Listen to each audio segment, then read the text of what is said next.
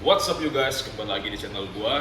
Jadi hari ini video gua mau ngebahas, gua mau daftar akun Funding Pips 50.000 dan gua juga mau ngebahas apa yang akan gua lakuin dengan akun ini ke depannya. So, stay tune. Oke guys, sekarang kita udah di website Funding Pips. Sekarang langsung aja kita buy challenge. Ya, akun yang mau gua ambil adalah $50.000. Oke, new challenge. Kemudian kita pilih akun yang 50.000, choose. Nah, ini adalah data-data gua dan ya akan gua sensor karena berbahaya. Proceed to pay. I agree. Gua ambil yang debit atau credit cards. Nah, salah satu alasan kenapa gua mau daftar Funding Pips sekarang, selain karena gua dengar Funding Pips bagus dan gua baca rules-nya oke, spread-nya oke, commission-nya oke, gue juga mau daftar karena ada promo Christmas 12 ya, pakai ini Christmas 12 dan gue dapat potongan sekitar 12%. So ya, gue sengaja daftar sekarang dan sekarang gue mengisikan information gue dan sebagainya. So ya, bakal gue sensor juga karena bahaya juga gitu. Oke, gue lagi isi.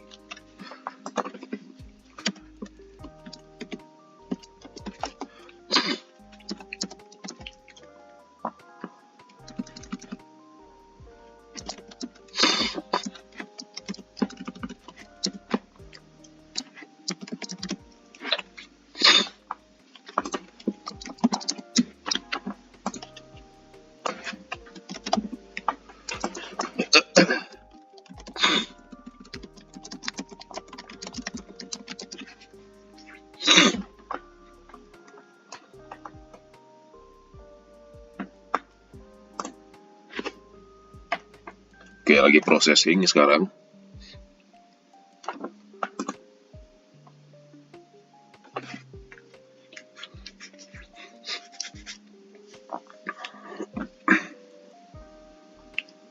Lagi processing.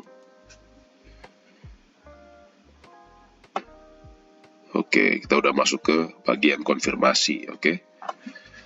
Nah, sekarang gue mau lihat kode yang udah masuk. Oke, sedang diproses. Dan udah berhasil, guys. Oke, kita baru aja ngambil akun ini. So ini, lihat, akun successfully created. Oke, setelah gua beres mengambil akun ini, ya akun Funding Pips yang 50.000 ini, gua baru akan mulai trading Januari nanti. Dan sekarang gue mau ngebahas plan ataupun rencana dan rules gue untuk bisa lolos Profirm kali ini. Oke, pertama-tama ya, rules utama gue adalah gue hanya akan trading di pair GBP USD. Jadi gue nggak peduli nanti kalau di GBP USD nggak ada peluang, tapi di pair lain ada peluang, gua tidak peduli. Gua hanya akan mencari setup kalau ada hanya di GBP USD. Itu rules pertama gua. Kedua, max 3 trades in a day. Ya, London 1 trade and New York 2 trade. Jadi gua hanya akan trading Jadi, gue hanya akan trading maksimal dalam satu hari 3 kali. Dan itu pun kalau ada 3 kali ya. Kalau nggak ada 3 kali, maka gue nggak ada trade sama sekali di hari itu dan nggak masalah. Jadi bisa aja satu hari gue bisa trading 1 kali, trading 2 kali, bahkan mungkin 3 kali. Tapi tidak akan lebih dari 3 kali. Dan cara gue ngebaginya adalah, di sesi London, gue akan menjatakan trade-nya itu 1. Jadi gue jatain 1 trade. Dan di New York session, itu gue jatain maksimal 2 trade. Kalau misalkan di London gue udah win, gue stop. Kalau gue loss juga gue stop. Nah, kalau di New York nanti, misalkan di London gue win, di New York gue win, gue stop. Kalau di London lose, di New York win, kalau ada entry lagi, gue masih akan entry. Tapi kalau misalkan di London gue udah loss, dan di New York gue loss lagi, maka gue stop trading for the day. Jadi, hasilnya cuma bisa antara 2 win berturut-turut, 2 loss berturut-turut, ataupun 1 loss 2 win kayak gitu, ataupun 2 loss 1 win tapi tidak berturut-turut. Nah, risk gua yang akan gue pakai adalah 0.5% per trade. Jadi gue hanya akan meresikukan 0,5% untuk tiap trade-nya ya. 0,5% ini ya akan menjadi 0,6 sampai 0,7%. Kenapa? Karena ada yang namanya slippage and commission. Nah, dengan 0,5 itu aja bisa menjadi 0,6 sampai 0,7 kalau gua loss. Kenapa? Ada yang namanya slippage and commission. Nah, anggaplah lagi sialnya gua misalkan lose 2 kali berturut-turut di satu hari dan gua stop trading. Anggap aja worst case skenario-nya gua kena 0,7%. Maka di hari itu gua masih loss 1,4% ya. Dan menurut gua itu masih manageable dan keesokan harinya ketika gua win 1 kali aja ini udah ketutup. Ya. Jadi benar-benar semuanya udah gue pikirin ya. Gua nggak akan mau ngeras challenge ini karena santai aja ya. Yang keempat, no need to rush and FOMO into a trade. Nggak perlu buru-buru ya. Kenapa? Karena tidak ada time limit guys. Kalau lu masih loss di dalam Profirm, sementara Profirm sekarang udah nggak ada time limit, berarti ada yang salah dengan lu dan metode lu. Ya, gua aja dulu pas zaman My Forex Funds awal-awal itu masih ada time limit 30 hari, itu aja gua lolos, apalagi kalau kayak gini. Ya, dan gua nggak akan FOMO untuk trading di saat tidak ada setup yang jelas. Oke, dan hal keempat ini adalah rules yang paling sulit untuk dipatuhin oleh trader-trader yang tidak disiplin. Nah, jadi ini adalah rules yang akan gue jalanin ya untuk funding pips 50.000 ini. Oh ya, dan lupa nih nomor 5 ya, yang paling penting adalah will not take a trade before news.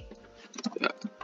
Jadi di funding pips ya, kalau misalkan lu ngambil trade 2 menit sebelum dan 2 menit setelah news, hasil dari trade itu tidak akan dihitung.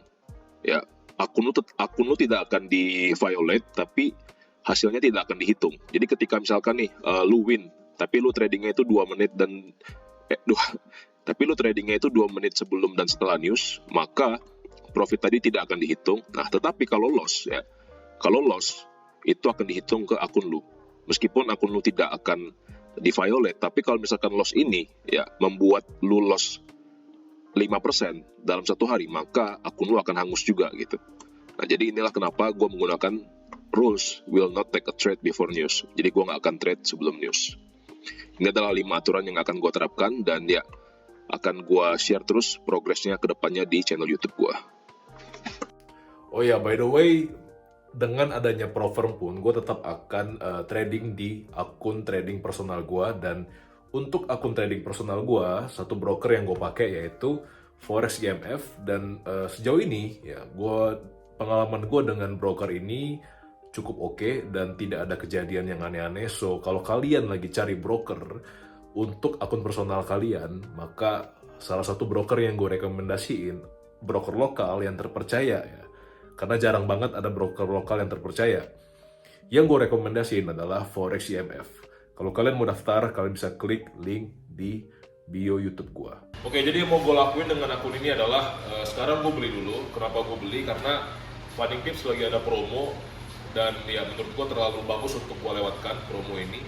Dan kenapa gue memilih Funding Pips? Karena cukup banyak teman-teman gue yang memakai Funding Pips sejauh ini, spreadnya oke, withdrawnya oke, dan gak ada komplain dari teman-teman gue. Jadi gue tertarik untuk mencoba Funding Pips. Tetapi gue hanya akan trading di awal tahun depan karena seperti video gue sebelumnya, Desember is not a good month to trade. Jadi tetap stay tune di dalam journey ini. Gue akan terus update progres akun Funding Pips ini ke depannya, dari pas pertama kali gue trade sampai nanti berhasil ataupun enggaknya akun Funding Pips ini. So kalau kalian mau join journey ini, silahkan join dan stay tune untuk update di video-video selanjutnya.